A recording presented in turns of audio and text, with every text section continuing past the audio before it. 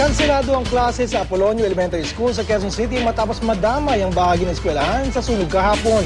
Pansamantala namang nananatili sa basketball court ang aabot sa 20 pamilyang nasunugan. Narito ang aking report. Walang klase ngayong araw sa Apolonio Elementary School sa Quezon City. Yan ang naging pasya ng pamunuan ng naturang paaralan. Makaraang matupok ng apoy ang hanggang sa 4 nilang silid-aralan. Nadamay ang naturang school ng lamunin na apoy. Ang mga bahay sa likod nito, pasado na 5 ng hapon kahapon. Yung second floor, ano na yan, sunog na sunog. Hanggang dun sa dulo dun. Walang kung ma-rehabilitate pa yun. Mag-decision yung mga engineer sa DO. Ang swerte nga, hindi nadamay dito sa baba. Diyan yung mga computer.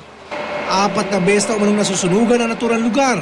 Makakaigiraw kung malalagyan sana ng firewall ang naturang paaralan. Samantala, sa basketball court ng Barangay Apolonio Samson nagpalipas ang magdamag ang aabot sa 20 pamilya na naapektuhan ng sunog. Yung iba daw kasi, bumalik na sa kanilang mga nasunog na bahay upang mangalap ng mga gamit na maaari pa raw nilang mapakinabangan. Under observation naman sa ospital, ang isang napaulat na nagtamo ng mga sunog sa katawan.